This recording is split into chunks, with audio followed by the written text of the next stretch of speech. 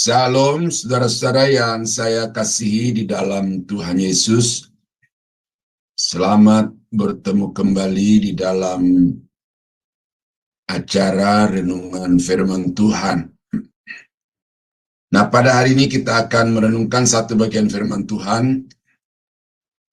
Namun sebelumnya mari kita tunduk kepala, kita berdoa. Bapa, terima kasih karena Tuhan selalu memelihara hidup kami. Dan Tuhan selalu memberikan kami kesempatan untuk merenungkan firman-Mu. Hari ini Bapa, kami akan kembali merenungkan satu bagian firman Tuhan. Engkau tolong kami dengan Roh-Mu yang kudus, supaya firman-Mu ini kami dapat mengerti, dan kami dapat menjadikannya sebagai pedoman di dalam kehidupan kami. Kami berdoa Bapa, dan mengucap syukur dalam nama Yesus, haleluya, amin. Bapak Ibu yang saya kasih di dalam Tuhan, firman Tuhan pada hari ini akan saya ambil dari Mazmur pasal 25 ayat 12 sampai dengan ayat yang ke-13 yang berkata, siapakah orang yang takut akan Tuhan? Kepadanya Tuhan menunjukkan jalan yang harus dipilihnya. Orang itu sendiri akan menetap dalam kebahagiaan, dan anak cucunya akan mewarisi bumi. Nah, frasa pertama itu disampaikan dalam bentuk kalimat tanya. Siapakah orang yang takut akan Tuhan? Nah, lalu kalimat-kalimat selanjutnya itu memberi penjelasan tentang apa yang akan terjadi kalau ada orang yang hidup takut akan Tuhan. Nah, jadi hari ini topik yang akan kita bahas adalah takut Tuhan. Ya. Lalu judulnya adalah orang Kristen yang hidup takut akan Tuhan.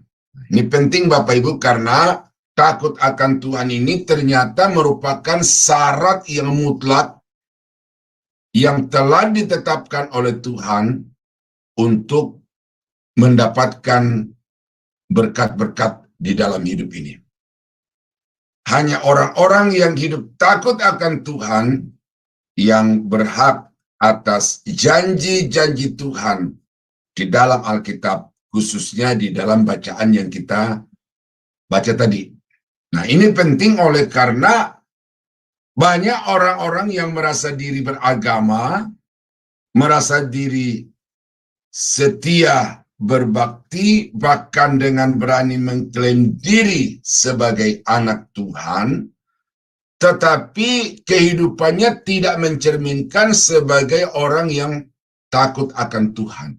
Mereka hidup berkelimangan dosa. Mereka menikmati pekerjaan-pekerjaan atau perilaku-perilaku yang sebenarnya menyakiti hati Tuhan.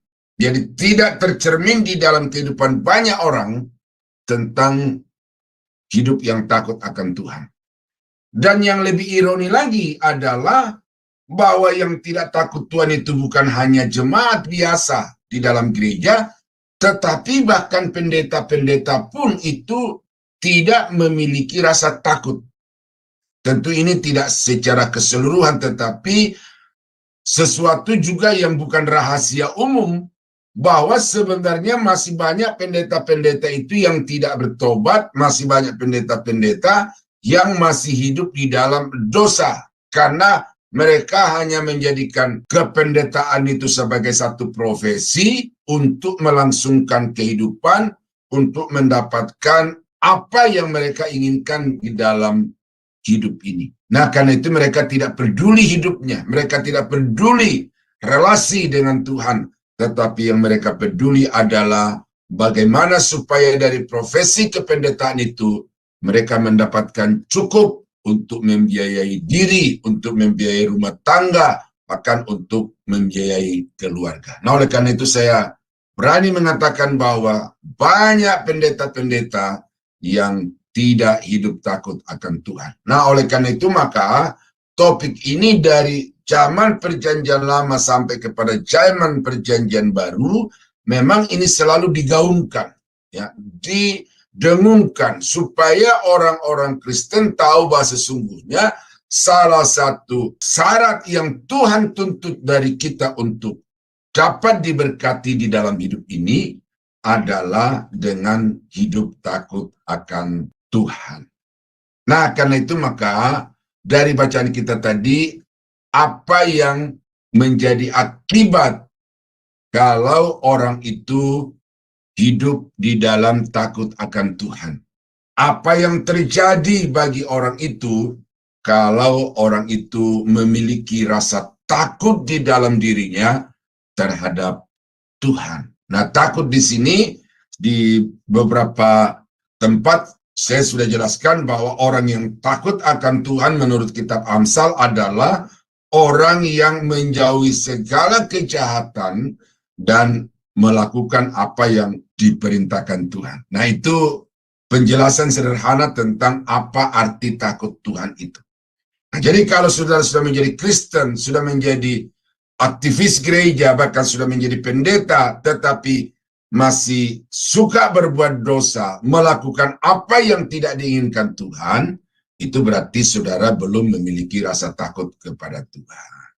Saudara jemaat biasa, saudara orang yang mungkin tidak terpandang di dalam gereja, tetapi kemudian saudara menjauhkan diri dari segala kejahatan, segala hal yang adalah dosa, maka itu berarti saudara orang yang takut Tuhan. Nah, apa yang terjadi bagi saudara-saudara yang seperti itu? Dikatakan Tuhan membimbing di jalan yang benar. Ya, di dalam ayat 12 dikatakan begini.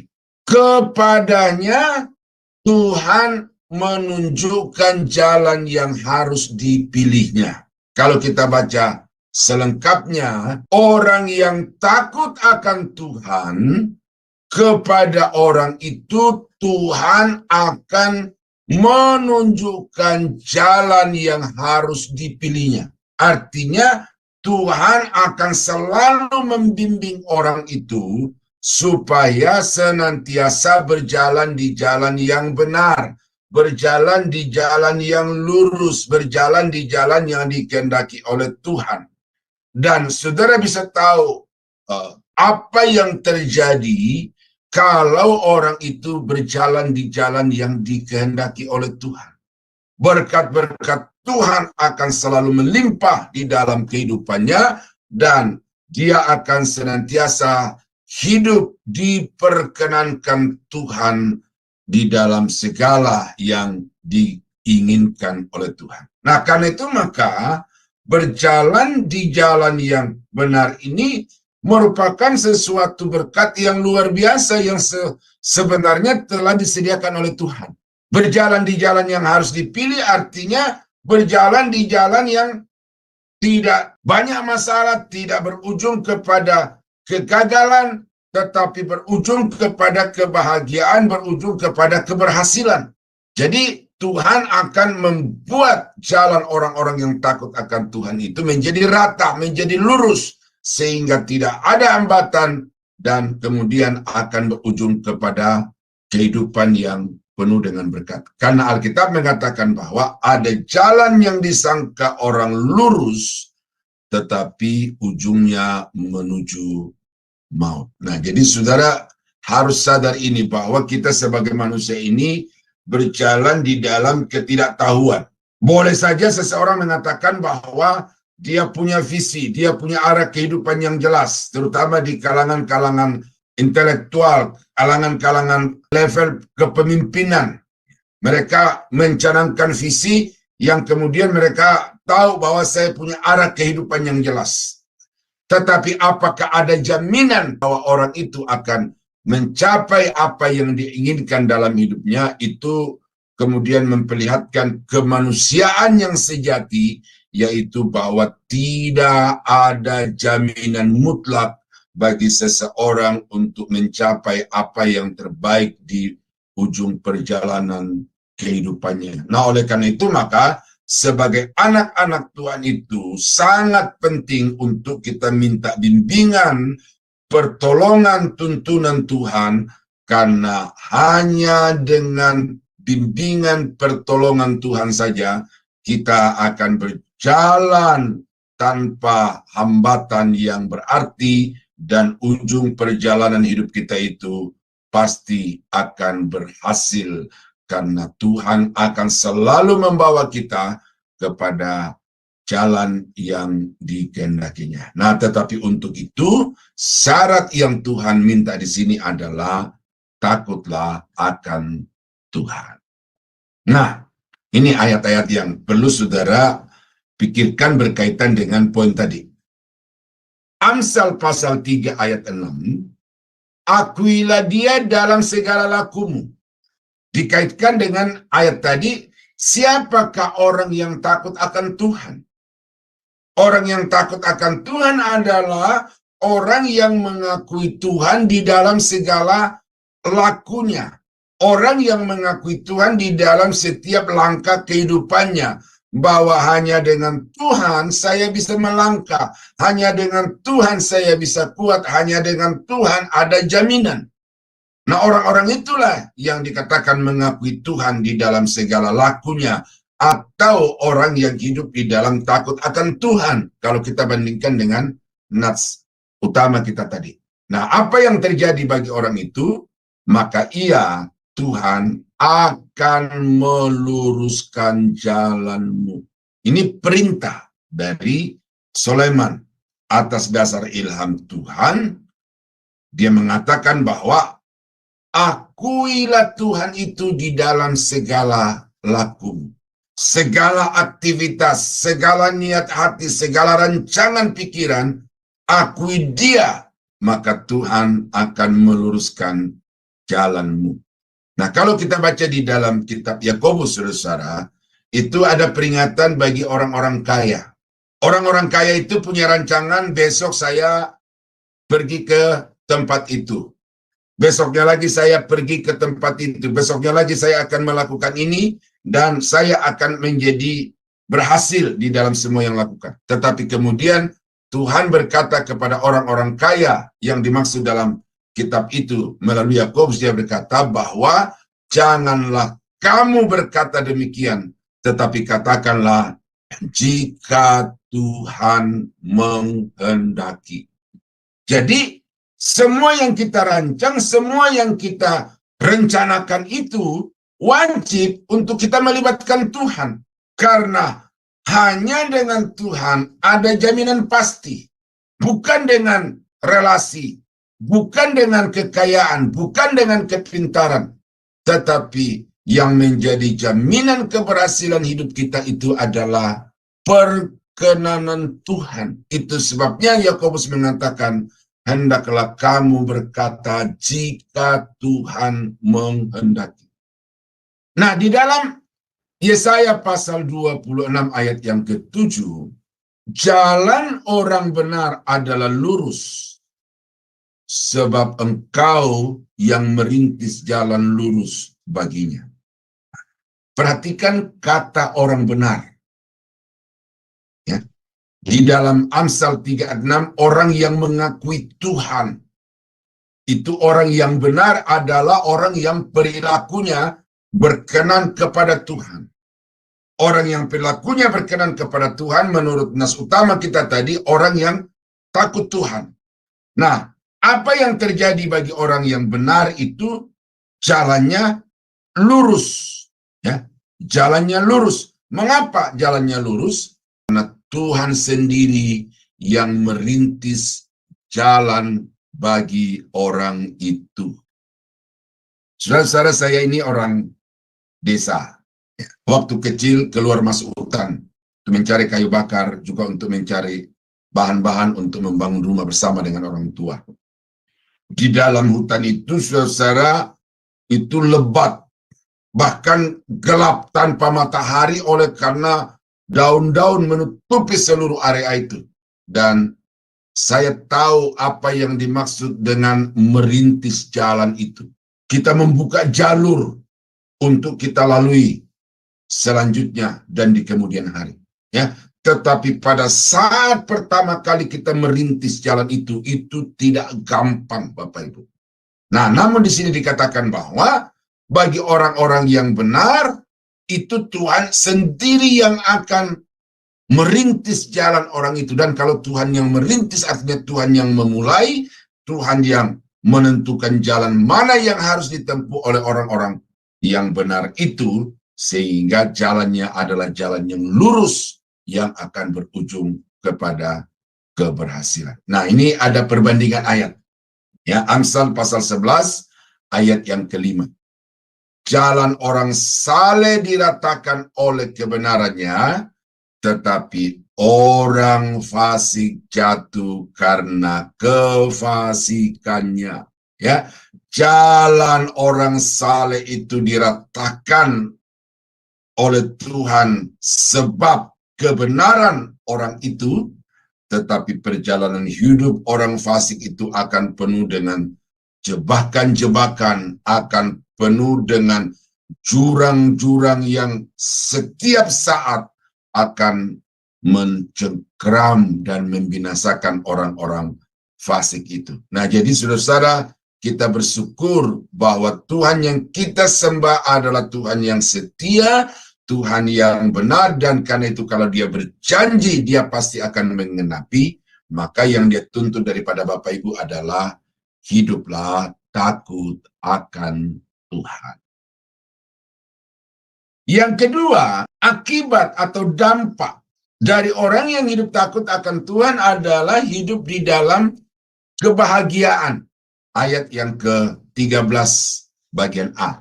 Orang itu sendiri akan menetap dalam kebahagiaan. Jadi kalau kita baca lengkap kalimatnya, siapakah orang yang takut akan Tuhan? Orang itu sendiri akan menetap dalam kebahagiaan. Jadi persyaratan mutlaknya itu adalah takut akan Tuhan. Hidup di dalam kebenaran, hidup sesuai dengan perintah, ketetapan, dan kehendak Tuhan. Maka akan terjadi kepada orang itu hidup penuh dengan kebahagiaan. Dan dikatakan di sini bukan hanya penuh dengan kebahagiaan, tetapi menetap. Ya, saudara tahu kata menetap itu tidak sesaat, tidak temporary, tetapi ini berlangsung secara terus-menerus sepanjang hidup orang itu, karena orang itu akan menetap di dalam kebahagiaan. Nah, saya mau sampaikan di sini bahagia itu di dalam dua pengertian. Saya baca dari satu terjemahan bahwa yang dimaksud bahagia di sini adalah orang yang sejahtera. Orang itu akan menetap di dalam kesejahteraan. Nah, sejahtera itu lebih kepada aspek ekonomi. Orang-orang yang takut akan Tuhan dijanji, dipelihara, akan dicukupkan semua kebutuhan-kebutuhannya sehingga dia dikategorikan sebagai orang yang sejahtera. Nah, bahagia artinya sejahtera secara ekonomi. Kebutuhan-kebutuhannya itu tercukupi, disuplai oleh Tuhan tepat pada waktunya. Ini penting, saudara, karena ada banyak orang yang bekerja, istilahnya itu siang malam, banting tulang, peras keringat, itu kerja begitu keras dengan harapan untuk mencapai kehidupan yang sejahtera. Tetapi apa yang terjadi bagi kebanyakan orang, saudara, bahwa mereka mungkin bisa saja menikmati hasil dari kerja kerasnya itu dengan nominal-nominal yang mereka dapatkan. Tetapi kemudian mereka tidak menjadi sejahtera oleh karena mereka digerogoti dengan sakit penyakit. Saya berkali-kali berkunjung ke rumah sakit dan masuk ke ruang ICU. Ada orang yang sudah 6 bulan terbaring di atas ranjang tempat tidur rumah sakit itu oleh karena digerogoti dengan penyakit gula. Ya, saya coba membalik belakangnya atau melihat bagian belakangnya itu dan bagian belakangnya itu sudah bernanah oleh karena secara terus-menerus hanya bisa tidur seperti itu. Saya tanya-tanya keluarganya, sebenarnya dia adalah orang kaya, anak-anaknya sukses di dalam semua yang mereka usahakan, ya. Mau berobat kemana saja mereka mampu, tetapi kita melihat di situ bahwa orang tua mereka itu hidup di dalam keadaan yang begitu memprihatinkan karena kesehatannya digerogoti dengan penyakit. Berarti nominal secara finansial cukup, tetapi tidak sejahtera secara jasmani oleh karena penyakit menggerogoti hidupnya. Nah, itu sejahtera, atau arti lain dari kata bahagia itu sejahtera, cukup ekonomi, cukup kesehatan. Nah, sejahtera atau bahagia yang kedua yang saya temukan di dalam pengertian ini adalah orang itu di dalam jiwanya ada ketenangan, ada kedamaian. Senantiasa hidupnya diliputi dengan sukacita. Nah, karena itu kata bahagia itu memang lebih mencakup keduanya. Bahagia secara ekonomi, bahagia secara jasmani, bahagia secara jiwa. Orang-orang yang memiliki harta kekayaan, orang-orang yang sehat secara jasmani juga tidak ada jaminan mereka itu bahagia secara jiwani. Dan karena itu kita bisa melihat bagaimana banyak orang-orang kaya yang memiliki ketergantungan kepada obat-obat tertentu. Kita kenal artis-artis. Bagaimana orang-orang itu berkelimangan dengan harta. Sehat, mereka bisa ke sana kemari oleh karena mereka dalam keadaan yang sehat. Tetapi beberapa artis yang kita baca di media, yang kita baca melalui literatur yang ditulis oleh orang-orang yang begitu dekat dengan dia, bahwa orang-orang itu sebenarnya tidak memiliki kesejahteraan dalam hidup mereka. Oleh karena itu mereka tergantung kepada obat-obat yang terlarang. Ya, jadi sejahtera bukan hanya ekonomi, sejahtera bukan hanya jasmani, tetapi sejahtera atau bahagia itu juga harus meliputi jiwa, ya, tentram, bahagia di dalam jiwanya.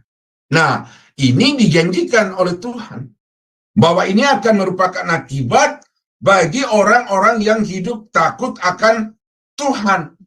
Nah, karena itu saudara, maka untuk saudara bisa menikmati kebahagiaan yang sejati di dalam hidup ini, maka jadilah orang-orang percaya yang hidup takut akan Tuhan. Ulangan pasal 6 ayat yang ke-24. Tuhan Allah kita memerintahkan kepada kita untuk melakukan segala ketetapan itu dan untuk takut akan Tuhan Allah kita supaya senantiasa baik keadaan kita dan supaya Ia membiarkan kita hidup seperti sekarang ini. Ya, Tuhan berjanji akan memberikan kehidupan, ya, yang secara ekonomi, secara jasmani sehat.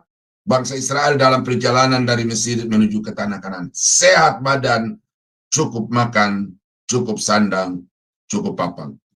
Lalu orang yang takut akan Tuhan itu dikatakan senantiasa hidup dalam keadaan baik.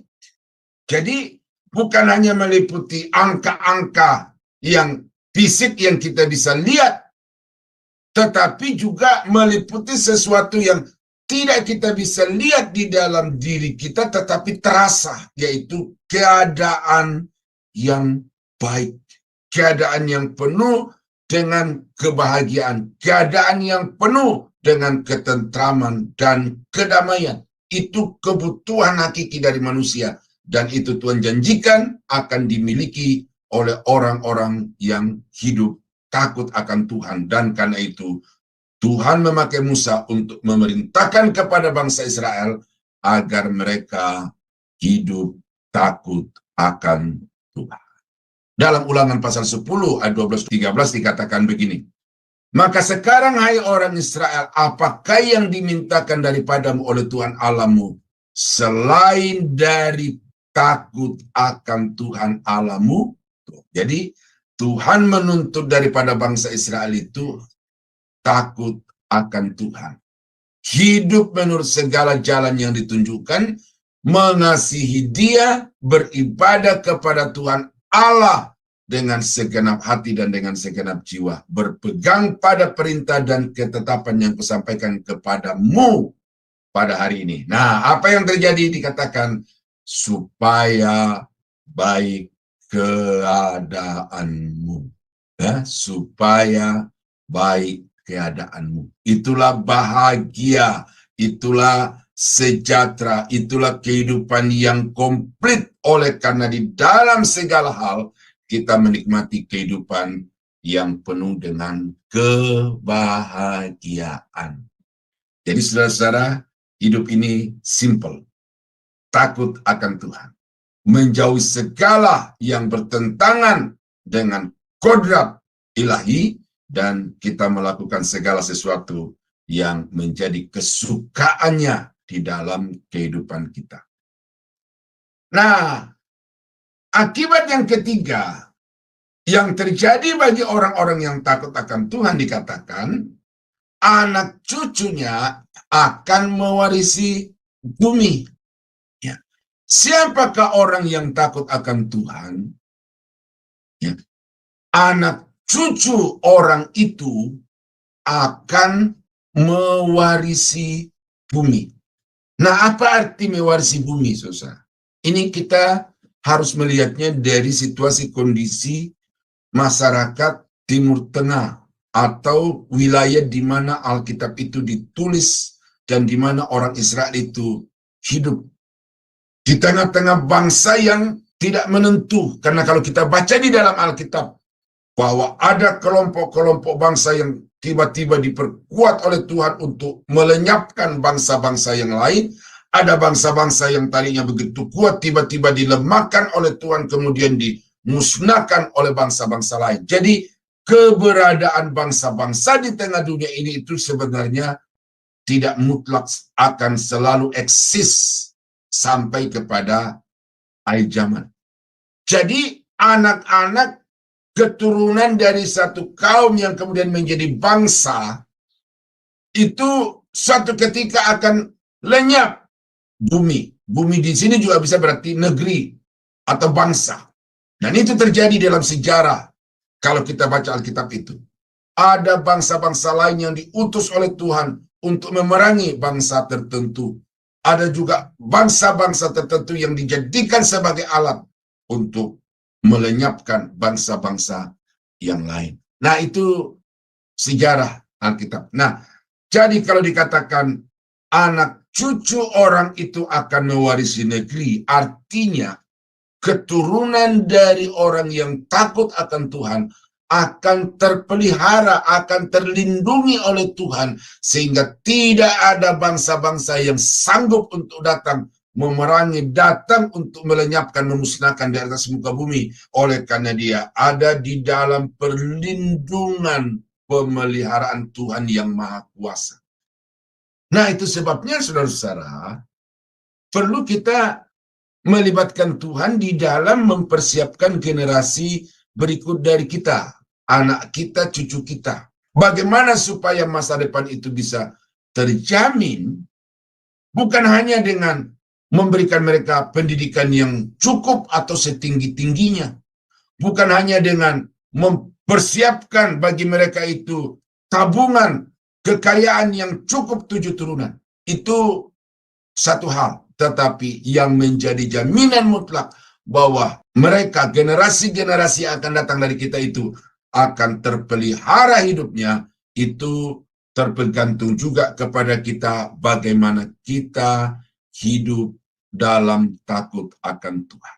Jadi untuk dapat mempersiapkan generasi masa depan dari kita itu secara pasti, yang pertama adalah hiduplah takut akan Tuhan, dan yang kedua, bertanggung jawablah di dalam rumah tanggamu, bertanggung jawablah di dalam hidupmu dengan selalu bekerja untuk melalui pekerjaan itu Tuhan akan memberkati Bapak dan Ibu sekalian. Ini saya bacakan beberapa ayat dari Alkitab yang memperlihatkan bahwa orang-orang yang takut akan Tuhan itu akan melihat anak cucunya perkasa di atas muka bumi, terlindungi dari semua musuh dan lawan-lawan mereka, dan karena itu mereka akan tetap eksis. Mazmur pasal 37, ada beberapa ayat yang saya kutip. Ayat 22, sesungguhnya orang-orang yang diberkatinya akan mewarisi negeri, tetapi orang-orang yang dikutukinya akan dilenyapkan. Tuh, lihat. Orang-orang yang diberkatinya adalah orang-orang yang dipeliharanya, dijaganya.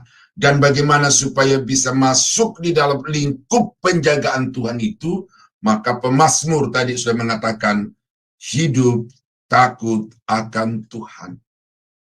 Ayat 25, dahulu aku muda, sekarang telah menjadi tua, tetapi tidak pernah kulihat orang benar ditinggalkan atau anak cucunya meminta-minta roti.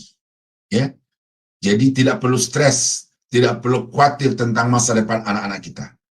Sekarang kuncinya untuk dapat melihat anak cucu kita diberkati Tuhan adalah hiduplah dalam takut akan Tuhan. Ayat 26. Tiap hari ia menaruh belas kasihan dan memberi pinjaman, dan anak cucunya menjadi berkat. Ya, bukan hanya dicukupkan dengan berkat-berkat Tuhan, tetapi generasi depan kita itu justru dijadikan oleh Tuhan sebagai saluran berkat. Nah, lalu ayat yang ke-28, sebab Tuhan mencintai hukum, dan ia tidak meninggalkan orang-orang yang dikasihinya, sampai selama-lamanya mereka akan terpelihara, tetapi anak cucu orang-orang fasik akan dilenyapkan. Ya, lihat ya, ada pembedaan yang tegas.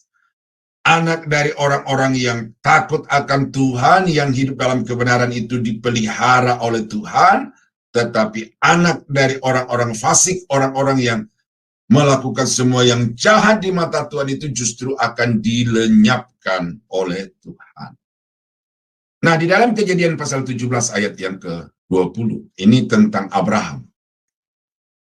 Anaknya ada dua, Ismail yang bukan anak perjanjian, tetapi anak dari kebijakan Sarah, ya, kebijakan karena Sarah yang menyuruh supaya Abraham itu tidur dengan Hagar, hamba dari Sarah itu. Lalu lahirlah Ismail. Nah, lalu anak perjanjian yang dijanjikan Tuhan melalui Sarah itu Ishak. Nah, kita melihat di sini bahwa dua anak Abraham ini, satu itu takut Tuhan, satu tidak takut Tuhan, yaitu Ismail. Tetapi karena Ismail ini adalah keturunan dari orang yang takut Tuhan, yaitu Abraham, maka apa yang terjadi bagi anak itu? Ya, ini janji Tuhan. Tentang Ismail, aku akan mendengarkan permintaanmu. Ya, doa Abraham kepada Tuhan untuk Ismail. Ia akan kuberkati, kubuat beranak cucu, dan sangat banyak. Ia akan memperanakan 12 raja, dan aku akan membuatnya menjadi bangsa yang besar. Ya, jadi dari Ismail itulah lahir bangsa-bangsa, lahir raja-raja yang kita kenal sekarang itu sebagai bangsa Arab itu, ya, dari Mesir sampai kepada Suriah. Mesir di selatan, Suriah di utara, itu dikategorikan sebagai negara-negara Arab. Dan itu adalah orang-orang yang berasal dari Ismail. Sekalipun mereka tidak menyembah kepada Yahweh yang disembah oleh Abraham, Ishak, dan Yakub, tetapi karena Abraham itu hidup di dalam takut akan Tuhan, maka keturunannya, sekalipun keturunannya itu tidak percaya dan tidak mempercaya kepada Allahnya Abraham, tetapi orang itu tetap diberkati Tuhan. Kenapa? Karena Tuhan berjanji orang-orang yang takut akan Tuhan, anak cucunya akan terpelihara, anak cucunya akan diberkati, dan anak cucunya akan mewarisi negeri. Nah, jadi saudara-saudara kekasih dalam Tuhan, itulah beberapa ayat Alkitab yang saya kutip untuk memperkuat pernyataan dari Mazmur pasal 25 ayat 12-13 bahwa orang yang takut akan Tuhan itu sesungguhnya akan diberkati Tuhan secara luar biasa. Tuhan akan memberikan dia jalan yang harus dilalui sehingga tidak ada stres oleh karena menempuh jalan yang buntu. Dia akan hidup di dalam kebahagiaan yang tetap dan anak cucunya akan dipelihara, diberkati Tuhan, dilindungi Tuhan, sehingga dia akan tetap ada sampai selama-lamanya. Tuhan Yesus memberkati, mari kita berdoa. Bapa di surga, terima kasih kami sudah merenungkan satu bagian firman Tuhan yang singkat kelihatannya tetapi sangat padat, dan kami sungguh berterima kasih bahwa Tuhan yang berjanji akan menggenapi janji itu dalam kehidupan kami. Dan karena itu Bapa, tolong kami senantiasa supaya kami hidup di dalam takut akan Engkau. Makasih Tuhan, kami berterima kasih untuk firman-Mu pada saat ini. Di dalam nama Yesus, Tuhan dan Juru Selamat kami. Haleluya. Amin.